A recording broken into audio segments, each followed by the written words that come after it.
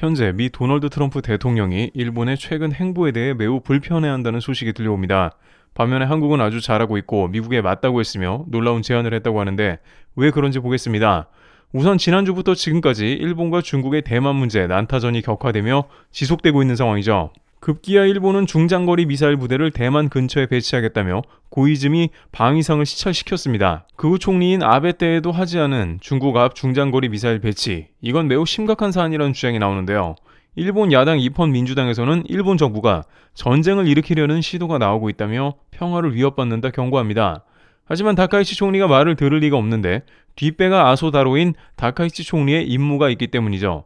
다카이치 총리는 참의원을 해산한 뒤에 높은 지지율을 등에 업고 과반을 확보 후 국정을 운영하려 합니다. 이 가운데 다카이치의 대만 발언은 일본 국민들을 자극했으며 지지율을 제대로 회복하고 있는 중입니다.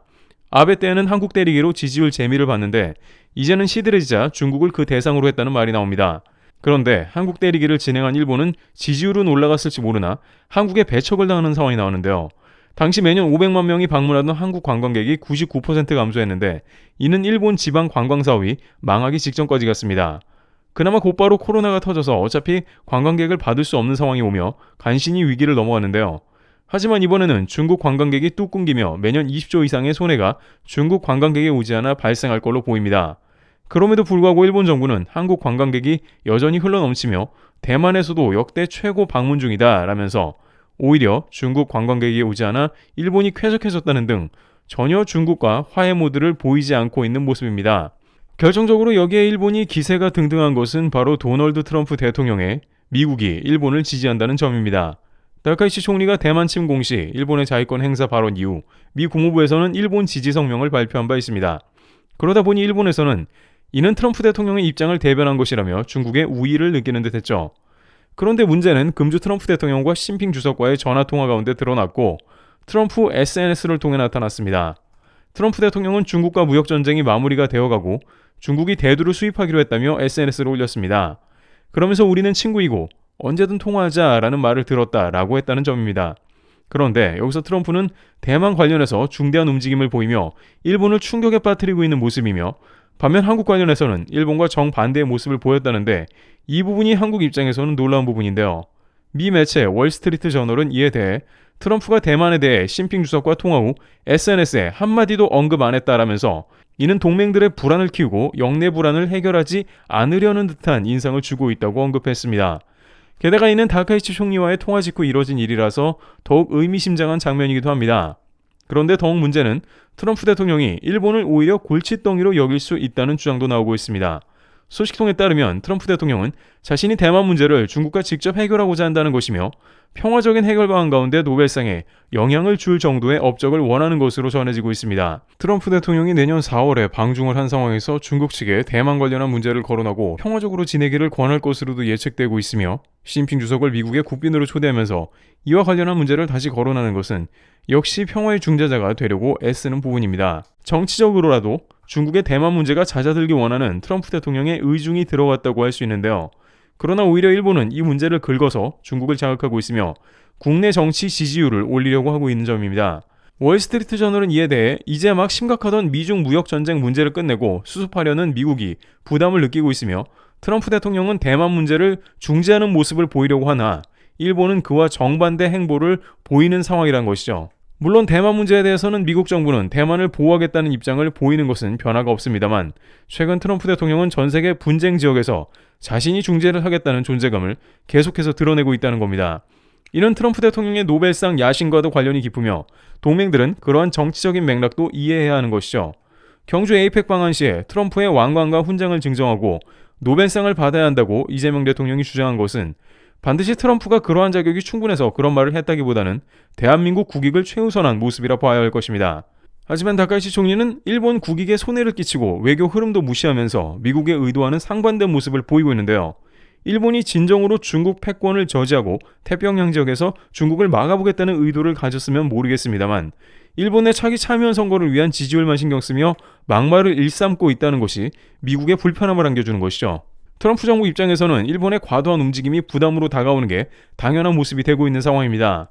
그렇다면 미국이 진정으로 원하고 있는 태평양 지역의 패권은 무엇인지 궁금해지는데요. 그것은 일본처럼 중국 신경을 긁어 말로 싸우는 것이 아니라 한국과 같이 미국의 근본 힘을 키워주는 모습이라고 합니다. 주목할 점은 이 가운데 일본 패싱까지 거론되는 듯한 상황이 나와 한국조차 놀랐다는 점입니다. 일본 마이니치 신문에서는 일본은 중국과 나를 세우고 싸우는 동안 한국은 조용히 미국과 핵잠과 조선업 협력을 추진한다고 지적합니다. 그런데 일본에서 특히나 가장 놀라는 점은 백악관 내의 한국 핵 보유 문제가 방향을 완전히 틀었다는 점입니다.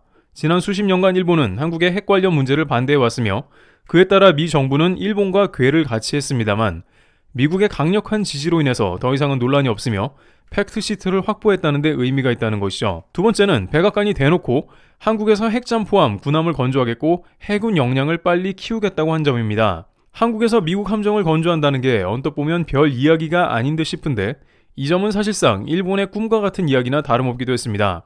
미국의 함정이 일본에서 건조되면 아시아의 군사허브가 일본이 되며 일본은 자동 보호가 된다는 점입니다.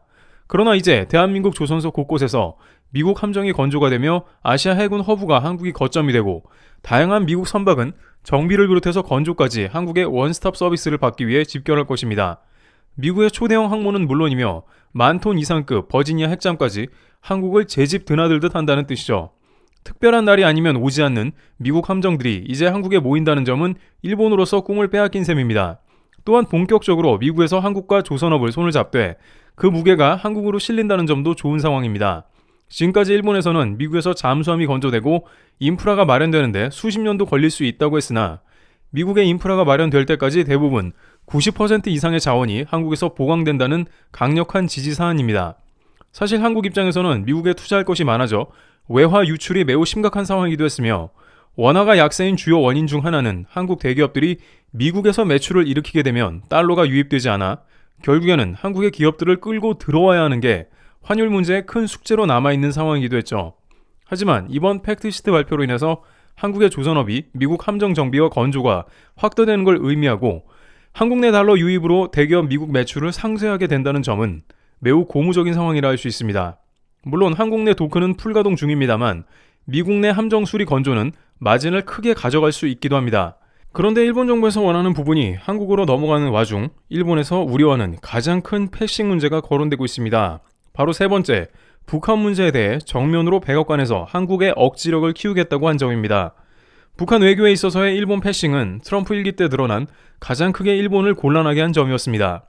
일본을 통해서 북한을 바라보는 오바마 정부 때와는 달리 트럼프 대통령은 자신이 그 문제를 해결하려 했고 그 중간 허브로 대한민국을 선택하면서 북미 정상회담을 갖는 등의 행보를 보여 일본을 놀라게 했죠. 그런데 이번 팩트시트에서 백악관은 북한의 재래식 무기를 억제하는데 한국 무력을 강화시키겠다고 했습니다.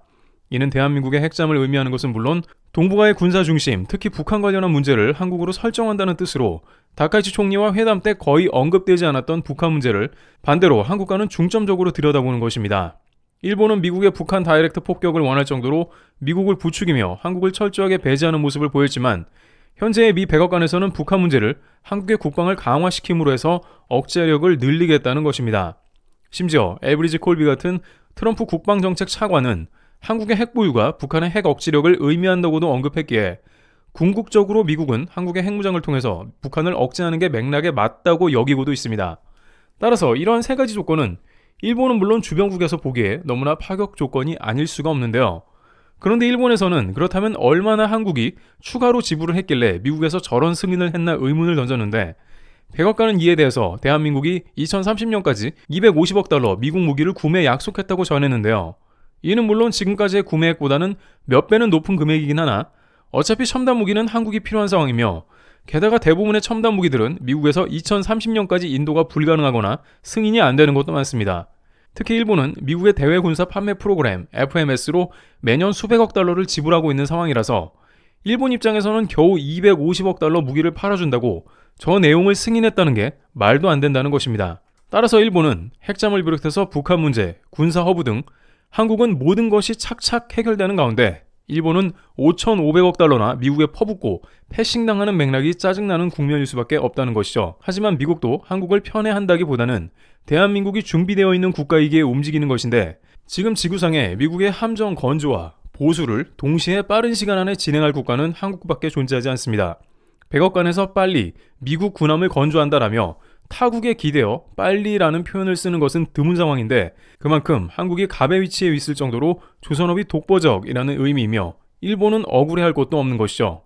지금까지 한미 관세 협상을 비롯해서 팩트시트가 나올 때까지 많은 이들이 왜 이리 늦냐며 비판했습니다만 결과적으로 트럼프 정부와의 줄다리기 협상에서 가장 합리적인 결론을 도출하는데 시간이 걸린 것으로 보입니다. 한국 정부의 외교적인 성과이면서 동시에 이렇게까지 협상이 길어진 이유를 잘 보여줬다고 할 수 있습니다. 트럼프 대통령은 아베와 둘도 없는 친구라고 했고 다카이치 총리에겐 일본과 최고 동맹이라 치켜 세웠습니다. 하지만 정작 핵잠은 한국에 승인을 했다며 SNS를 했고 일본 외교는 정신이 나갈 지경인 상황인 것입니다. 문제는 이러한 트럼프가 이제 바이든의 한반도 비핵화 개념을 아예 부정하고 나선 것입니다.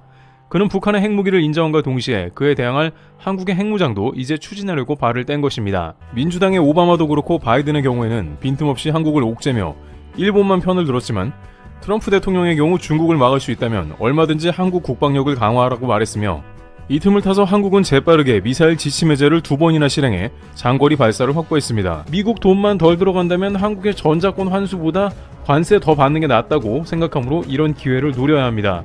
일각에서는 이 가운데 주한미군이 감축된다면 한국의 안보가 위태로워질 것이라는 의견도 나오는데요. 그러나 앞서 논의한 서열 3위 엘브리지 콜비는 이미 한국의 독자적 핵무장까지 주장한 바 있습니다. 미국이 한국을 지켜줄 수만은 없다는 트럼프 정부의 기조 가운데 핵무장도 허락할 수 있다는 겁니다. 이는 트럼프의 성향을 보여주는데 그는 탑다운 방식을 선호하여 자신이 옳다고 생각하는 것을 추진하는데 트럼프는 기본적으로 한국이 자체적으로 방어를 해야 미국의 방위비가 크게 줄어든다 보고 있습니다. 주한미군 철수를 주장했으며 그게 안 되자 한국의 방위비라도 많이 부과해야 한다고 계속 주장했습니다.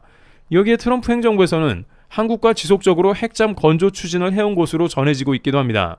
결정적으로 트럼프의 철학으로 그는 절대 전쟁이 일어나지 않게 한다는 것을 그의 핵심 가치로 여깁니다. 북한 김정은과의 정상회담에서 그는 계속해서 나 때문에 전쟁이 일어나지 않았다고 강조했습니다. 오바마 대통령 때 하마터면 한국 전쟁이 날 뻔했는데 자신이 그걸 막았다며 업적이라 강조했던 것이죠. 실제 미국의 많은 군사계 전문가들은 한국이 자체 핵무장을 해야 전쟁 가능성이 줄어드는 것을 알고 있는데 미국의 패권 유지와 군수산업의 이익 감소 등 복잡한 실리를 따져 한국의 핵무장을 반대해왔던 것입니다. 미국에서 한국은 무기 수입 4, 5위권 국가로 한국에서 수입하는 무기는 엄청난 수입이 되고 있기 때문에 한국의 핵무장은 미국 방산의 감소로 이어질 수 있다는 우려가 오랜 기간 제기되기도 했습니다만 이제는 그것보다 러시아의 등장으로 인해서 미국이 잃는 것이 더 많아질 수 있다는 게 중론으로 가고 있습니다. 결국 모든 흐름을 종합해보면 트럼프의 성향과 전체적 방향이 한국 자체 핵무장으로 흐르고 있다는 것이죠. 게다가 미국은 핵 도미노를 방지하기 위해 한국만 단독으로 일단 핵무장을 인정할 것입니다. 한국의 핵무장을 원한다면 최고의 기회라는 것이 이러한 여러 가지 주장 가운데 확실해진 셈입니다. 현재 중국에서 대한민국 핵잠 건조에 대해서 이제 본격적으로 불쾌감을 표시하고 나서기 시작했다고 합니다. 특히 지난 14일 데렐 커들 미 해군 참모총장이 방한에서 한국 핵잠 건조는 중국을 견제하기 위함이라는 발언에 중국은 즉각 외교 채널을 통해 우려를 전달하면서 관련 내용에 예민한 반응을 보이기도 했습니다. 그러면서 중국에서는 이러다가 한국이 핵무기를 보유할 수 있다는 우려도 제기하고 있는 상황인데요. 그에 따라 한국이 핵무장을 해서는 안 된다며 이에 대한 철저한 금지가 필요하다는 우려도 제기합니다. 하지만 트럼프 정부의 중대 발표는 중국을 다시 한번 크게 놀래키고 있는 상황으로 전해지고 있습니다. 실제 이 소식을 보도하며 중국 언론은 난리가 났습니다. 북한과 중국 견제용으로 이재명 대통령이 핵잠을 요청했다 했는데 중국 네티즌들은 작은 나라가 무슨 핵잠이 필요하냐, 뭔가 다른 것으로 발전할 것 같다. 이재명 중국에서 한국을 포함한 핵이 없는 주변국을 향해 핵무기를 가져서는 안 된다고 발언하고 있습니다. 많은 이들이 중국의 정책은 무지하며 느리고 결국 자승자박인 경우가 많다고 하지만 실제로 항상 중국은 한국에 대해서는 한 발 빠르게 대처하는 경우가 매우 많습니다. 이번 중국에서 한국에 대한 핵무기 금지 발언은 특히 트럼프 정부와도 매우 관계가 깊다고 합니다. 중국에서 돈 쓰기 싫어하는 트럼프가 대통령이 되었기 때문에 한국 핵무장 가능성을 느껴봅니다. 이런 것은 중국이 소름 돋을 정도로 정확하게 국제 정세를 파악하고 있다는 뜻이 되는데 중국의 국익에 부합하지 않는 것은 가차없이 사전에 잘라내기 원하기 때문이기도 합니다. 특히 중국은 대만 수복을 강조하고 있는데 이 가운데 한국 핵무장은 큰 걸림돌이 됩니다. 동북아시아가 전장으로 바뀔 수 있는데 핵무기가 한국에 놓여있다면 훨씬 거북해지기 때문이죠. 여기에 한국은 현무5 등을 공개하면서 사실상 중국 전역에 핵탄두를 탑재해 발사할 수 있는 능력이 있죠. 따라서 중국은 한시라도 빠르게 대한민국의 핵무장을 금지시키는 것을 법제화하려는 겁니다. 그러나 중국의 이러한 행태는 말도 안 된다는 조사 결과가 우선 등장하고 있으며, 여기에 미국은 한국 관련 폭탄 발언을 더하면서 중국 당국을 당혹스럽게 하고 있다는데요.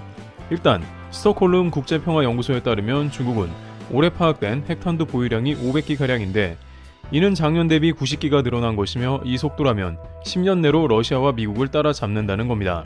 중국의 핵탄두 탑재 ICBM은 약 1200기가 될 수 있다는 것이 연구소의 조사 결과였습니다. 실제 공산당 20기 3중전회에서 핵무기 개발에 속도를 내겠다는 뜻을 천명하기도 했습니다. 그런데 중국 외교부는 금주 홈페이지를 통해서 핵전쟁의 최우승자는 없다라면서 핵무기 선사용 불가를 제안했고, 핵무기를 전면 금지하며 전 인류의 공동 이익에 부합하자 했습니다. 또한 중국 핵무기 개발은 핵 독점을 막기 위한 것이고 다른 나라를 위협하기 위한 게 아니며 자주 국방과 자위, 국가 전략 안보, 세계 평화 안정에 기여하기 위한 것이라고 명시했는데요. 그러면서 정작 한국은 NPT 핵 확산 금지 조약 6조를 이행하는 실질적 조치를 해야 한다고 했습니다. 중국이 이러는 건 최근 미국에서 한국 핵장 관련 폭탄 발언이 나오면서 중국을 놀라게 했기 때문인데요. 최근 도널드 트럼프 미국 대통령이 국방부를 전쟁부로 바꾸겠다고 공식적으로 밝혔습니다. 1789년 미국 건국 초창기에 전쟁부는 나라의 군사 업무를 담당하는 기관이었습니다. 하지만 제2차 세계대전 이후 전 세계가 평화를 추구하는 분위기 속에서 1947년 국방부라는 이름으로 바뀌었죠. 즉 전쟁이 아니라 방어를 중심에 두겠다는 평화적인 메시지를 담은 건데, 트럼프 대통령은 이 78년의 역사를 되돌리려는 겁니다. 트럼프가 말하는 명분은 이겁니다. 국방부였을 때 우리는 늘 방어만 하려고 했다. 하지만 전쟁부였을 때 우리는 1차, 2차 세계대전을 모두 승리로 이끌었고 더 강한 이름, 더 공격적인 전략이 필요하다라는 것이죠. 트럼프는 더 이상 방어만 하지 않겠다는 겁니다. 필요하다면 선제 공격도 불사는 공격적 군사 전략으로 완전히 전환하겠다는 것을 이름으로 선포하는 겁니다.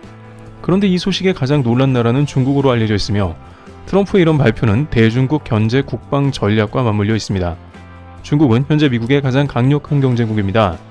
트럼프가 전쟁부라는 이름을 들고 나온 것은 중국과의 군사 패권 경쟁에서 절대 물러서지 않고 필요하다면 모든 수단을 동원해 승리하겠다는 의지를 밝힌 것이죠. 그런데 미국의 공격적 군사 전략은 한반도에도 직접적인 영향을 미칠 수밖에 없습니다. 앞으로 한국과의 연합훈련은 단순한 방어훈련을 넘어 언제든 적을 압도하는 공격 중심의 훈련으로 바뀔 가능성이 높습니다.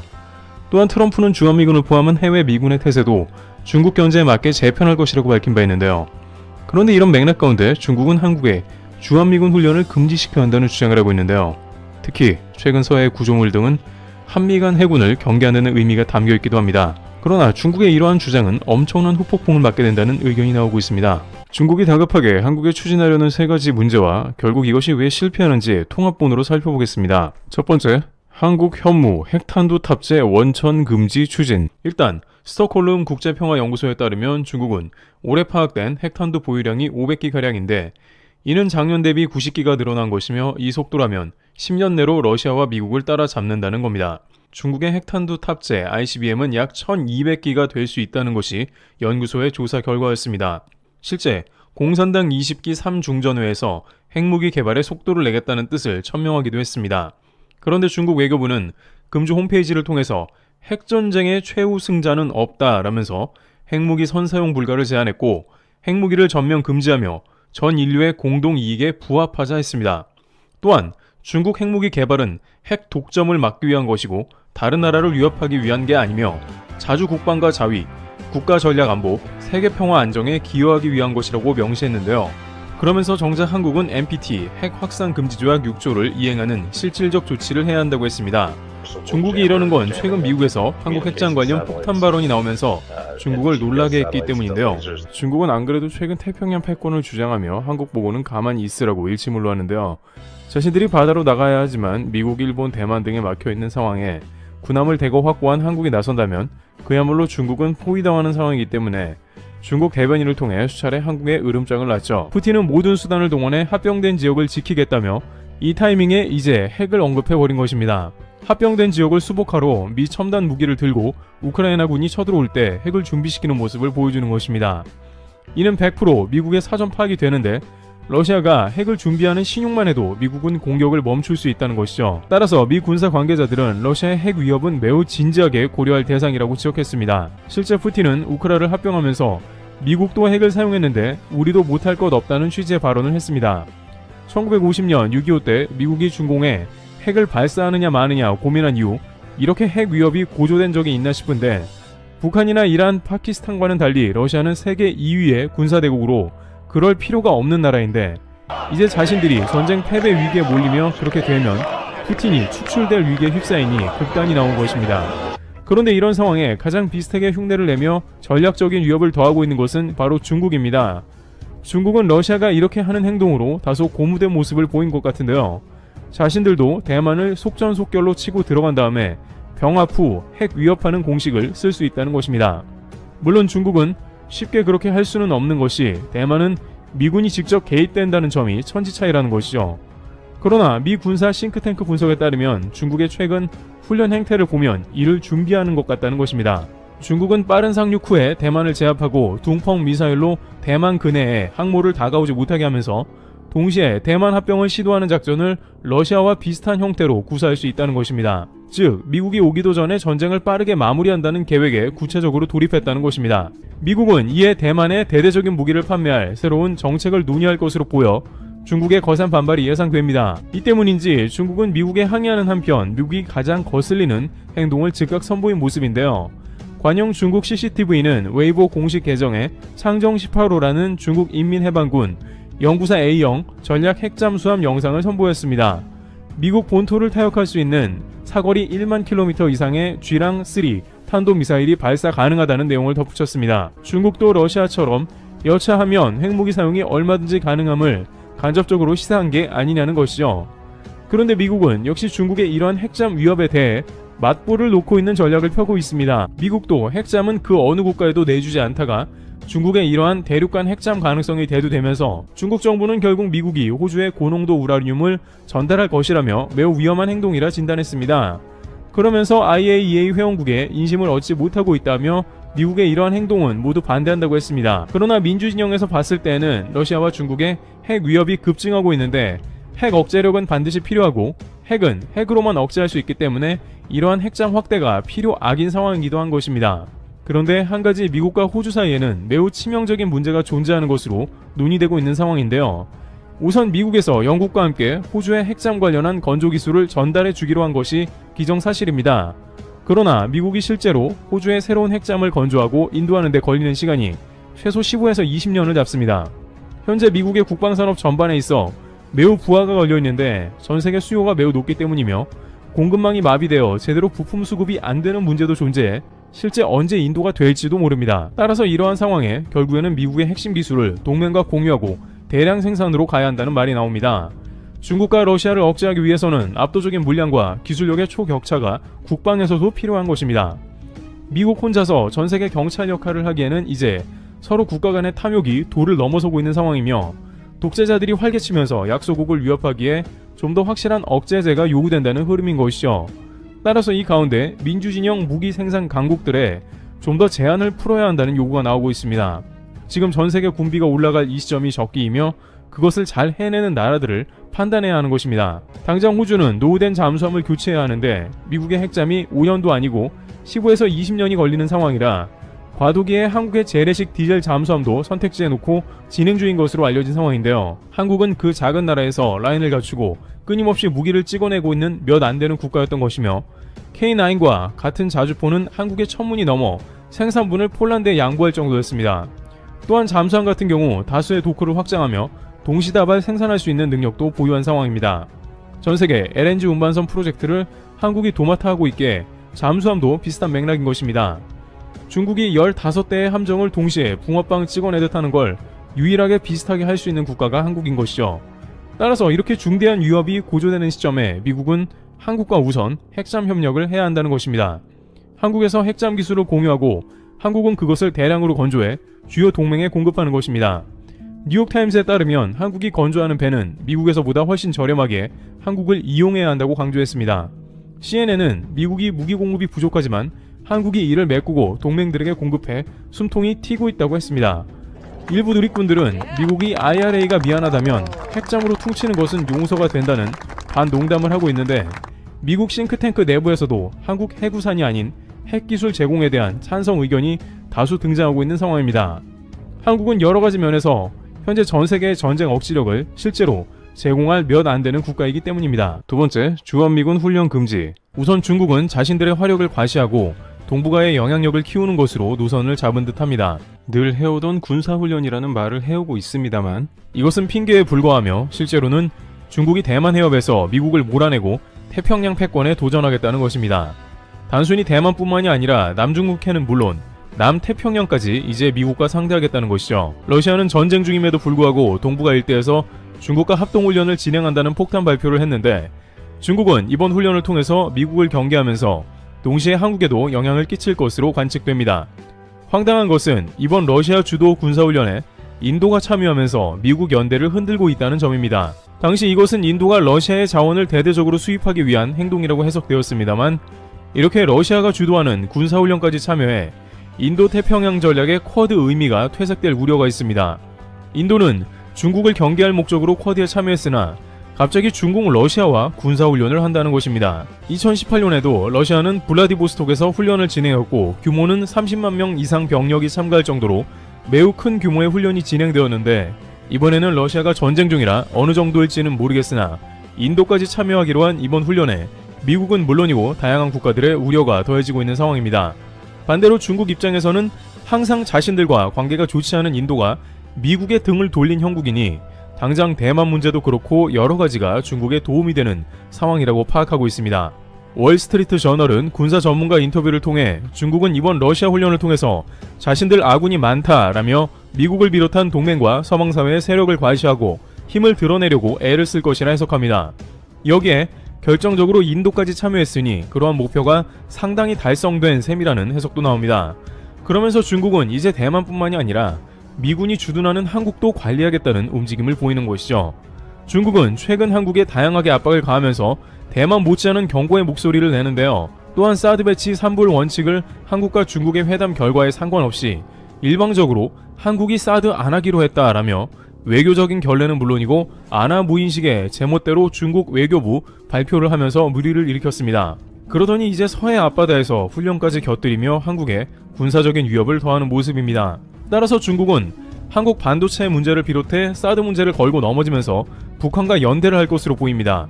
이미 러시아와 중국은 유엔에서 북한의 미사일 발사를 제재하지 않으며 물의를 일으킨 바 있는데 이런 상황에서 중국은 한국을 다방면에서 압박하며 군사 위협의 수위를 높여가겠다는 것입니다. 앞으로 한국이 중국말을 듣지 않는다면 이런 식의 군사 압박을 더욱 늘리겠다는 것이죠. 상황이 이러하자 일부 누리꾼들은 올 게 왔다라는 반응을 보이면서 중국의 움직임을 우려하고 있는데요. 만약 중국이 대만을 침공해 점령을 성공하게 되면 그 다음에는 한국을 놀릴 수도 있다는 해석입니다. 중국은 한국에 여전히 한한령을 유지 중이며 동북공정을 지속하고 있는 국가이며 한국을 속국으로 치부하고 있는 국면이 지속되어 군사적 충돌이 충분히 일어날 수 있다는 것입니다. 하지만 미 CNN 등에서는 중국의 무기 대부분이 러시아 베이스라는 점을 지적하고 있습니다. 이번 러시아 침공에서 러시아 무기들은 소위 뻥스펙으로 과장되고 부풀려진 군 자원이 그대로 드러났습니다.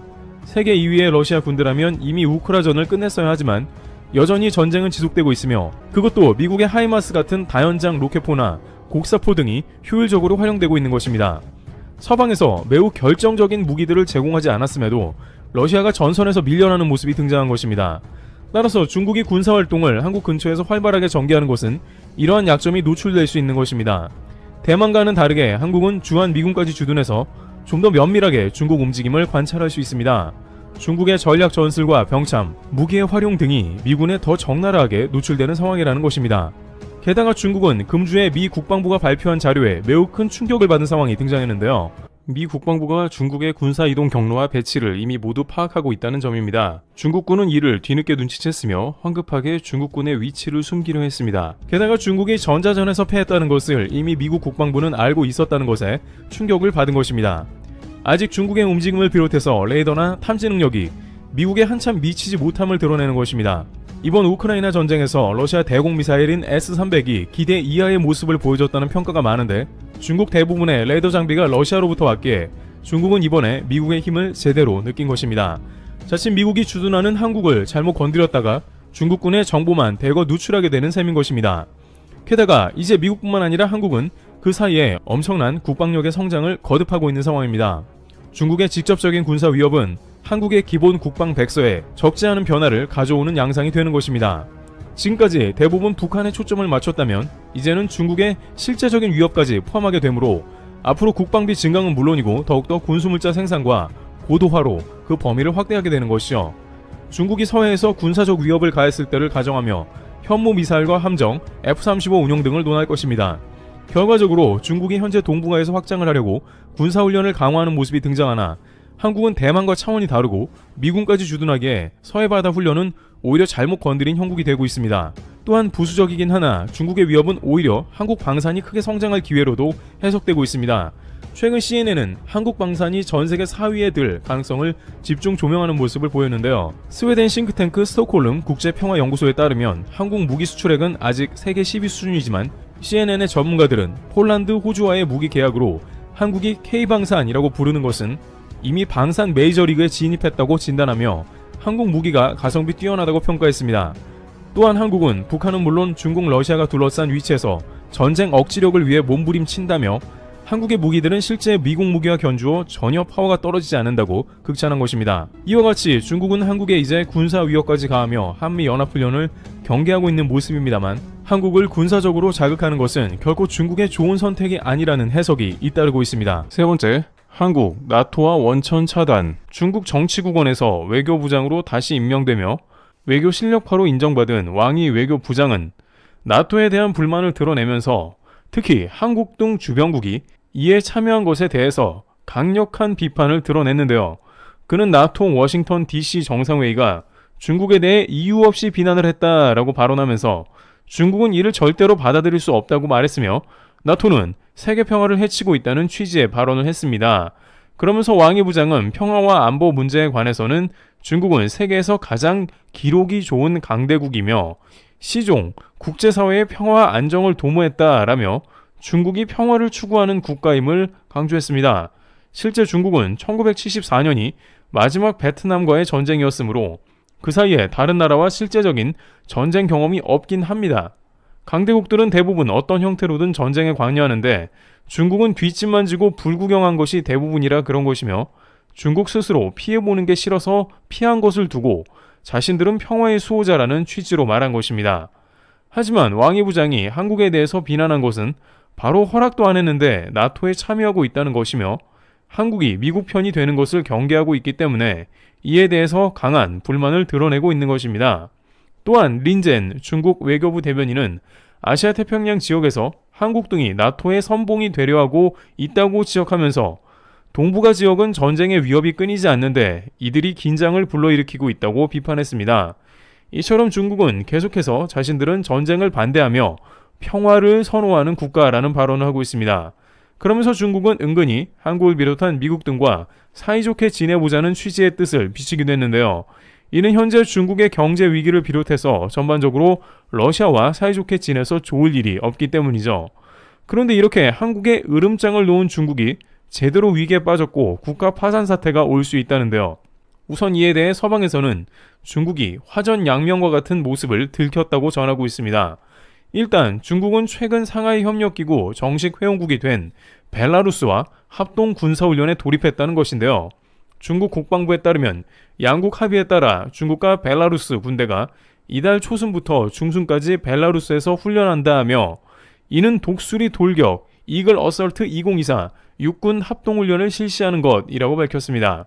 벨라루스 국방부도 이에 대해서 이번 훈련으로 양국 간 경험 공유는 물론이며 합동 훈련 분야를 발전시킬 것이라며 양국이 이 시점에 이례적으로 군사훈련을 실시하는 배경에 대해서 해명했습니다.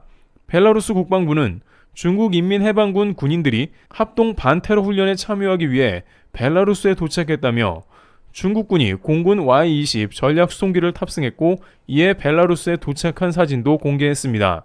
대표적인 친러시아 국가 벨라루스는 카자흐스탄의 수도 아스타나에서 열린 상하이 협력기구 정상회의를 계기로 SCO의 10번째 회원국이 되는 등 최근 중국과 협력을 강화하는 모습이 등장했습니다. 현재 알다시피 벨라루스는 러시아의 강력한 동맹으로 주변의 폴란드 등을 압박하고 있는 상황이기도 합니다.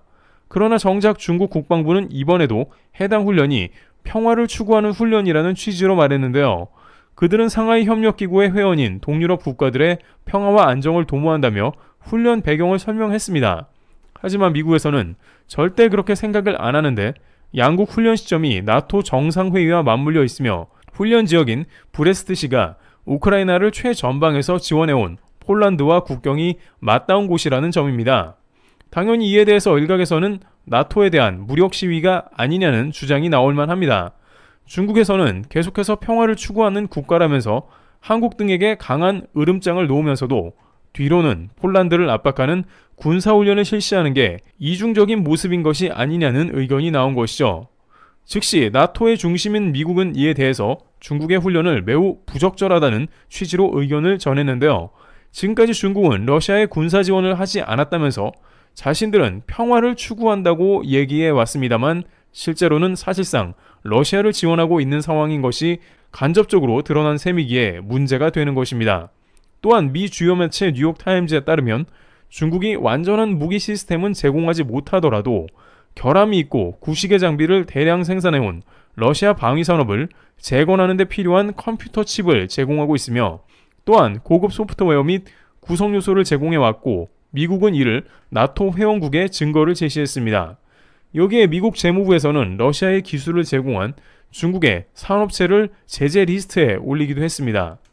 즉 미국은 완전히 중국의 속내를 꿰뚫어 보고 있으며 이번 나토 회의에서 중국의 본질이 드러나 버린 것이죠. 중국은 이에 대해 러시아의 그런 기술을 결코 제공한 적이 없다고 했지만 이미 미국이 정보를 가로챘고 미국 정보력은 중국이 러시아를 군사적으로 돕고 있으며 이는 미국을 대적하기 위했다는 게 밝혀진 셈입니다. 하지만 중국에서는 예상하지 못한 상황이 생겼으며 자칫 국가의 파산까지도 갈 수 있다는 말이 나왔는데요. 미국에서 중국의 경제에 대해 경고한 것은 우크라이나 전쟁 초반에 중국이 러시아를 지원하지 말라면서 나왔습니다. 그때 조 바이든 대통령은 이에 대해 강력하게 경고했고 결국 2~3년간에 걸쳐 중국 경제는 파탄이 나버렸죠. 그런데 이번에 다시 한번 미국에서 중국 보고 만약 우크라 관련 훈련이나 러시아 지원을 하면 경제 제재를 할 거라 경고했습니다. 이것은 두 번째 경고로 사실상 중국에 대한 제재가 본격적으로 시작될 수 있음을 시사했습니다. 바이든 대통령은 시진핑 주석이 치러야 할 대가가 있다라면서 당장 훈련을 멈추라고 강력 경고했습니다. 이에 대해 일부 전문가들은 최근 시진핑 주석이 도광양해를 추구한다는 등 실리를 추구한다고 말했는데 막상 러시아 전쟁을 지원하는 모습이 등장했다며 결국 중국의 속내는 패권이라고 말했습니다. 겉으로는 중국 경제를 살리자고 주장하지만 조금 지나서 곧바로 다시 상하이 협력기구 회의를 하더니 이를 통해서 다시 군사훈련을 하고 중국 중심의 패권을 가져가려는 움직임을 보이고 있다는 것이죠. 결국 미국의 2차적인 경제 제재가 시작된다면 중국은 걷잡을 수 없는 경제 파탄에 빠질 수 있게 된다는 것이고 일각에서는 IMF가 경고하는 국가재정 파탄으로 인한 부도 사태가 닥칠 수 있다고 언급을 이어가고 있습니다. 한국에 항상 으름장으로 일관하는 중국의 내로남불이 결국 국가 경제 파탄의 위기까지 불러일으킨다는 상황입니다. 현재 대한민국의 핵잠 이슈가 지속되는 가운데 다양한 새로운 뉴스가 들어오고 있습니다. 특히 아직도 관세 협상의 팩트시트, 즉 문서화가 되지 않은 부분에 대한 다양한 비판이 나옵니다. 일본의 산케이 등 극우 성향의 매체에서는 한국은 실제로 관세 협상이 문서화되지 않았다고 지적하며 이재명 대통령이 굳이 합의 문서가 필요 없을 정도로 합의가 잘 되었다고 한 것은 사실상 거짓이라며 아직도 한미 간의 팩트시트가 작성되지 않은 것이 바로 그것이라는 지적을 하고 있습니다. 또 다른 극우 성향 다이아몬드 온라인에서는 한국의 핵잠은 미 상무부 러트닉 장관이 반대하고 있다며 미 상무부는 국방부와 같은 직접 관련 부서는 아니나 핵잠 수출 관련 승인을 담당하고 있는데 러트닉 장관이 굳이 관세 협상이 잘 되었는데 여기에 핵잠까지 붙여줘야 하냐며 반대하고 있다는 겁니다. 이번 관세 협상이 지연된 이유도 러트닉 장관이 끝까지 3,500억 달러 현금을 고집해서 그렇다는 것이었고 가장 강경한 백악관 인사로 꼽히는 그가 핵잠까지 한국에 줄 이유가 없다고 반대했다는 소식도 들려왔습니다. 특히 미 상무부는 핵잠이 미국에서 건조됨을 팩트시트에 명시하려는 의도가 있다고 분석했습니다. 하지만 이러한 일본의 분석은 곧 한국 대통령실의 발표로 완전히 뒤집히게 되었는데요. 금일자 대통령실은 이에 대해서 한국 핵잠은 한미 정상이 한국에서 건조하기로 이미 얘기가 끝난 사안이라 발표했습니다. 대통령실에 따르면 아직 팩트시트가 나오지 않은 것은 양국이 세부 사안을 조율하고 있는 중이며 핵잠의 경우에는 잠수함 건조는 한국에서 이뤄지며 핵 연료를 미국에서 들여오는 부분이라고 답했습니다. 트럼프 대통령이 필리 조선소에서 이를 완성하겠다고 했지만 이미 한미 정상 간 한국 건조로 얘기가 끝난 것이라 했습니다. 이런 소식이 들려오자 일본을 비롯한 중국 등 주변국에서는 트럼프가 립 서비스를 한 것이라고 주장하다가 막상 한국의 핵잠이 한국에서 건조된다는 사실에 당혹감을 감추지 못하는 모습으로 전환하고 있는 상황입니다. 그런데 한국 핵잠 협상 결과가 주변국에 미치는 영향은 이제 시작이라는데 종합하여 살펴보겠습니다. 사실 트럼프 1기 행정부 때도 한국에 대한 핵잠 기술 이전 논의가 있었습니다. 당시 문재인 대통령과의 회담 때 사실상 오케이를 했으나 내부적으로 국방 외교 참모들의 강력한 반대에 부딪혀 결국 실패했습니다. 실제 트럼프의 국가안보보좌관 볼턴은 한국의 어떠한 핵기술도 용인하는 걸 반대하는 입장이었습니다. 또한 미국의 오랜 참모들은 한국에 핵기술 주는 것은 물론 미사일 사거리 제한을 푸는 것조차 반대했습니다. 일본에서도 한국의 핵을 가지면 미국 말을 듣지 않을 거라며 항상 미국에 로비를 하는 상황도 이어졌습니다. 일본과 매우 긴밀한 관계를 가졌던 민주당 집권 시기에는 아예 입 밖에 내지도 못할 주제이기도 했습니다. 바이든 대통령의 워싱턴 선언은 한국이 영원히 핵을 보이지 못하게 하려는 의도를 적나라하게 보여주고 있습니다. 특히 영연방 국가인 영국과 호주도 까다롭게 겨우 핵잠만 건네받는 것을 갑자기 핵심 기술을 한국에게만 준다. 말도 안 된다라는 건데요. 이 반대는 과거 미국이 파이브 아이즈 정보 동맹에 한국을 가입시키려 했을 때 영연방 내부의 반대에 부딪혔던 사례와 궤를 같이 합니다. 이번 발표에 영국과 호주조차 매우 껄끄러운 모습을 보이고 있는데 이 정도면 트럼프가 핵잠을 한국에 승인한 게 신기할 정도인데요. 하지만 트럼프 대통령도 이러한 결정을 무조건 독단으로 하지 않았다는 사실이 자리하고 있습니다. 이기에 접어든 트럼프 대통령은 스스로 상황을 다르게 만들었는데 코드가 맞는 내각을 구성한 것입니다. 트럼프는 이번 2기 내각을 자신의 의견, 특히 미국의 이익 우선이라는 대외 전략에 거의 동일한 의견을 가진 인물들로 구성했습니다. 특히 엘브리지 콜비와 같은 한국의 독자적인 핵무장에 긍정적인 입장을 가진 인사들이 포진하면서 트럼프 대통령의 한반도 핵잠 가능 주장에 힘이 실리게 된 것이며 가장 가까운 백악관 내 반대파는 사라졌습니다. 여기에 트럼프는 기존 관습에 젖은 정치에 능숙한 대통령과는 시각이 매우 다르다는 점도 한몫했습니다. 오바마 대통령의 경우 참모들이 먼저 발언하게 한 다음에 반대가 거세면 해당 의견을 접는다고 했습니다. 예를 들어 오바마가 한국 핵잠을 주제로 회의를 진행했다면 참모들은 온갖 의견들을 열거하기 시작하는데 미국의 예민한 기술인데 주면 안 된다는 의견과 영연방 같은 최우선 동맹들도 반대한다는 의견이 종합될 것입니다. 하지만 트럼프는 이러한 정치적인 시각에서 벗어나 애초에 한반도 핵잠이 미국 안보에 도움이 된다고 봅니다. 또한 한반도 핵잠이 있으면 미국 핵잠과 같이 운용해서 미국 국방비를 줄일 수 있다고 본다는 것입니다. 이기 참모들도 이러한 트럼프의 생각과 일치하며 한국이 스스로 자주 국방을 해야 한다고 보는 맥락 가운데 핵 추진 잠수함이 한국에 도입되는 것이 훨씬 합리적으로 보기 때문에 일사천리로 이런 결정이 이루어질 수 있었죠. 하지만 여전히 국방부 중심이나 민주당 측, 심지어 공화당 내부에서도 핵잠 기술 이전은 반대의 기류가 흐르고 있었으며 또 하나의 걱정은 트럼프 차기 정권이 민주당으로 바뀌면 또 번복될 수 있다는 점이 있습니다. 바로 여기서 한국 정부 외교가 빛을 발했는데 이에 대해 여러 가지 장치를 마련해 놓고 회담에 임했다는 겁니다. 두 번째, 한국 외교의 반전카드, 이재명 대통령 회담 중 돌발 행동. 소식통에 따르면 핵잠수함 이슈의 성공적인 돌파에는 이재명 대통령의 치밀한 외교 전략이 결정적인 역할을 했다고 합니다. 정상회담 테이블에서 이재명 대통령이 대놓고 핵잠수함 도입을 언급했을 때 이를 두고 국내외에서는 너무 서투른 외교가 아니냐는 지적이 쏟아졌습니다. 특히 중국과 북한을 대놓고 견제하는 발언을 공개석상에서 한 것은 부적절하다는 비판도 있었죠. 보통 외교회담에서는 이런 내용은 비공개 회담 때 발언이 됩니다. 중국을 저격하는 건 한국도 큰 부담인데요. 하지만 이는 트럼프 대통령을 향한 직접적인 신호였으며 의도된 공개 발언이었다는 겁니다. 트럼프 대통령이 자신이 해낸 성과를 대외적으로 과시하기 좋아하는 성향을 정확히 파악한 것이며 또 다른 의도가 있었는데요. 실제 트럼프는 이를 이용해 내가 한반도 평화와 억제를 위해 핵잠을 승인했다고 SNS를 통해 공공연하게 홍보했습니다. 현재 분위기에서 트럼프의 이 SNS 선언은 백악관 내부 누구도 쉽게 통제할 수 없는 강력한 힘을 발휘합니다. 트럼프 대통령이 이러한 선언을 하지 않는다면 다시 미국으로 돌아가 유야무야 될 수 있는 상황이 나올 수 있습니다. 미국 내부의 반대 의견이 강력한 데다가 일본의 로비 세력이 한국 단독 핵잠 용인에 대한 반대 작업을 시작할 것입니다. 벌써 다카이치로 총리가 바뀌고 첫 한일 정상회담을 에이펙에서 가지며 양국이 협력하자고 웃으며 얘기했지만 일본은 한국의 에이펙 경축을 위해 블랙 이글스가 독도상공에서 비행했다며 강력하게 항의하는 모습이 나왔습니다. 다카이치는 벌써부터 강경한 우경화 작업에 돌입하고 있으며 미국 로비에서는 아베 색채를 보일 것으로 예측됩니다. 이러한 상황에 트럼프 대통령이 SNS로 한국 핵잠을 공공연하게 승인하게 한 장면은 매우 중요한 것입니다. 그리고 일부 전문가들은 이 핵잠 승인과 관련해 또 하나의 중요한 연결고리가 있다고 설명하고 있습니다. 바로 관세 협상인데 한국은 미국과 10년 할부 2천억 달러 규모의 현금 투자 관세 협상을 타결했습니다. 그런데 이 10년이라는 기간은 핵잠수함 개발 및 완성까지 걸릴 것으로 예상되는 기간과 거의 일치한다는 것입니다. 한국의 전략은 트럼프 대통령이 해놓은 2천억 달러라는 거대한 경제적 이익을 미국이 받기 시작하면 차기 정권이 들어서더라도 이 핵잠수함 프로젝트를 쉽게 유야무야 시키기 어렵게 만드는 것입니다.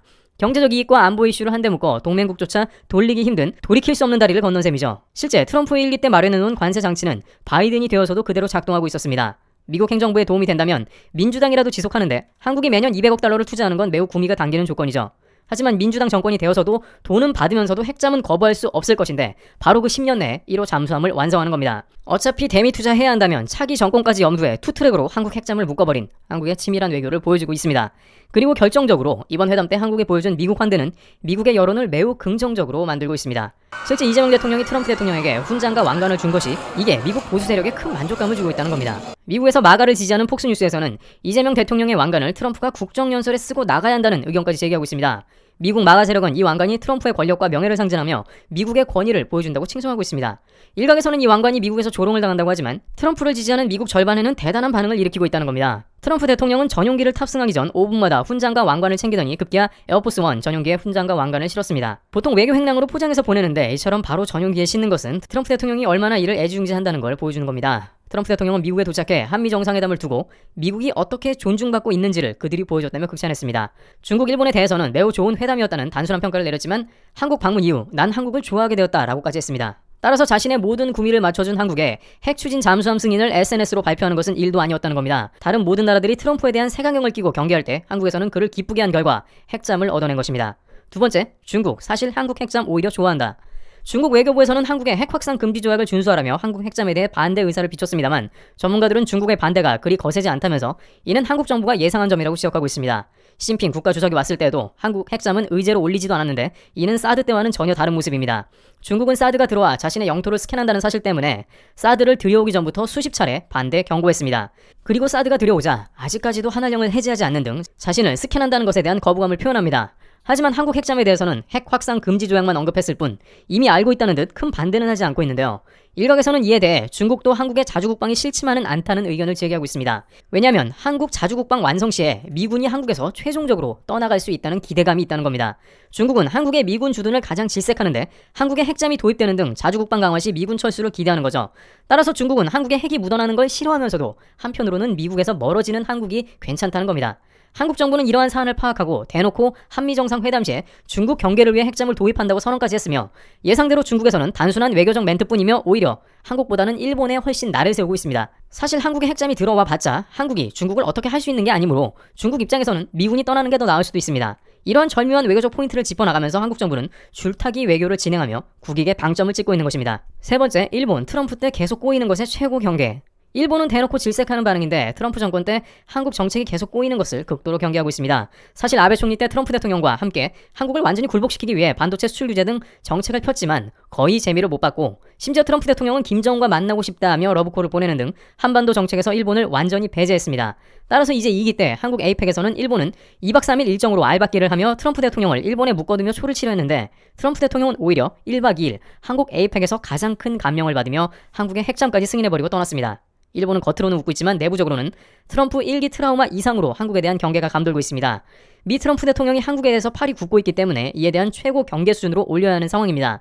하지만 일본은 벌써 눈밖에 나고 있는데 이번 미일 정상회담 때 트럼프 대통령은 러시아 LNG를 구매하지 말라고 했고 러시아의 야말 LNG 프로젝트에서 철수해달라고 했으나 다카이시 총리는 자국 에너지 안보 이유로 이를 거절했습니다. 트럼프 대통령은 지난 10수년간 독일 보고 러시아 LNG를 포기하라고 오랜 기간 설득했으나 독일은 결국 거부했는데 이러한 맥락은 추후 우크라이나를 지나는 러시아 송유관으로 인해 우크라 전쟁의 원인이 되기도 했으며 트럼프 대통령은 내 말 안 들어서 유럽이 위기에 처했다고 한 포인트인 만큼 굉장히 예민한 부분입니다. 결국 다카이치의 일본이 러시아 LNG 수입 고집을 부리면서 트럼프 심기를 크게 건드리는 상황으로 치닫고 있습니다.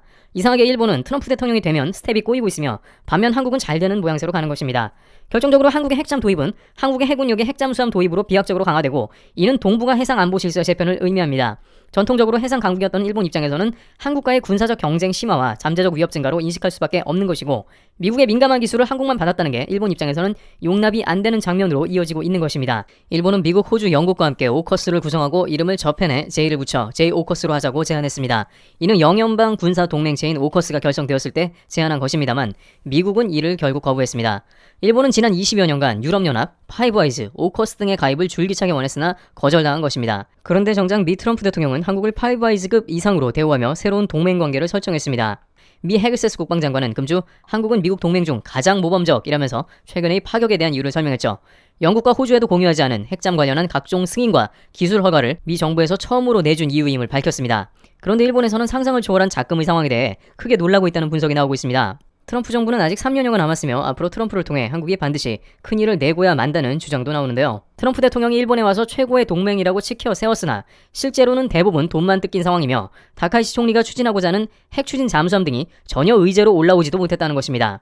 게다가 영국과 호주에게도 주지하는 기술을 한국과 공유한다는 것은 일본 자존심에 용납이 안 되는 것이죠. 실제 일본 포털 등에 트럼프 대통령의 한국 핵잠 건조 승인 뉴스가 나자 반응이 매우 심각하게 나왔습니다. 일본 니혼게이자이 온라인에서는 한국 핵잠이 미 필라델피아에서 건조될 것이 트럼프 SNS를 통해 전해졌는데 트럼프는 한미 동맹이 전례 없이 강력했으며 이제 디젤을 넘어 핵잠 건조를 승인한다 라고 했다는 겁니다.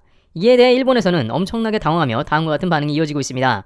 한 언론에서는 한국이 원잠, 핵잠을 개발하려는 진짜 목적은 고농축 우라늄 확보를 통해 핵무기를 만들려는 것이라고 주장하고 싶습니다. IAEA의 개입이 필요합니다. 라며 반대 의사를 비췄고 다른 한편에서는 한국이 다음 단계로 핵보유를 추진하여 북한이 한국 육상 기지를 파괴해도 원잠, 핵잠으로부터 핵미사일이 날아올 수 있는 억지력을 만들려고 한다고 분석하기도 했습니다.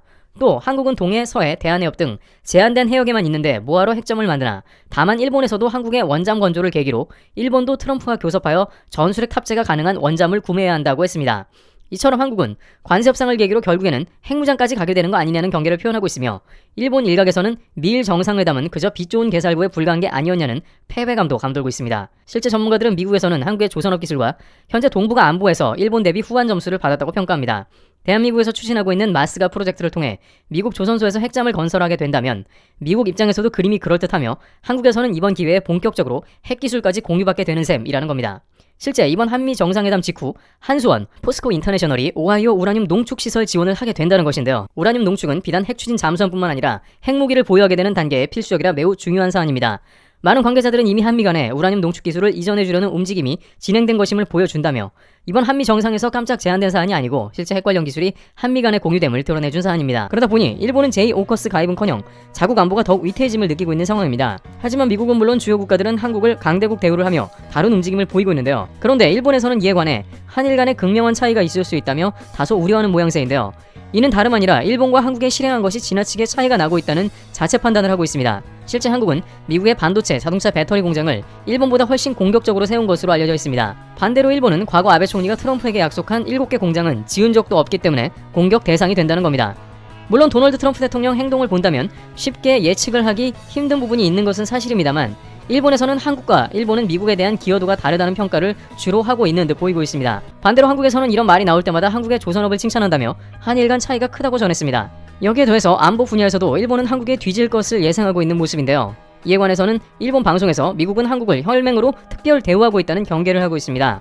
그러면서 미국은 일본과는 달리 한국에게 유일하게 혈맹 칭호를 쓰고 있다며 불편해하고 있는 것인데요. 최근 미국에서 주한미군 사령관이 한국 동해를 계속해서 말하는 것도 일본에서는 거슬려 하고 있는데 이제 트럼프와 본격적인 외교가 시작되면서 혈맹 한국 중심이 된다는 것을 우려하고 있는 겁니다. 두 번째, 미국의 한국 혈맹 발언을 듣고 일본이 충격받은 이유. 한미일은 역사적으로 복잡한 관계를 가지고 있습니다만 근본적인 차이가 있다는 말이 나오는 것입니다.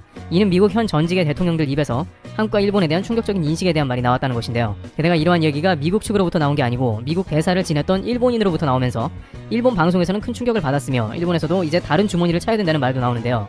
현재 일본에서 충격받은 한미일 동맹의 의미는 무엇이며 다른 주머니를 찬다는 게 무슨 말인지 살펴보도록 하겠습니다. 우선 일본은 미일 동맹은 최우선이라면서 상호간의 가장 강력한 관계임을 주장해왔습니다. 최근 아베를 비롯해 일본 총리들의 행보를 보면 미국에 항상 맞추는 장면을 여러 차례 보였습니다. 우선 일본은 미국과의 관계에 매우 오랫동안 공을 들이며 막대한 자금을 쏟아 부어왔습니다. 일본은 미국의 힘을 대놓고 이용하려 하는 것이며 자연스러운 동맹이라기보다는 힘을 돈으로 산 것입니다. 그런데 이러한 역사는 매우 오래되었으며 한국으로서는 가장 큰 피해의 대상이 되기도 했습니다. 대표적으로 한일 합방에서부터 일본은 미국을 이용해 바스라 테프트 조약을 허락하게 만들었습니다. 특히 국제사회에서 미국을 이용하기 시작한 일본의 이러한 습성은 놀랍게도 지금도 똑같이 이어집니다. 많은 한국인들은 잘 알다시피 일본은 국제사회에서 한국이 두각을 나타내는 것을 매우 두려워하는데요.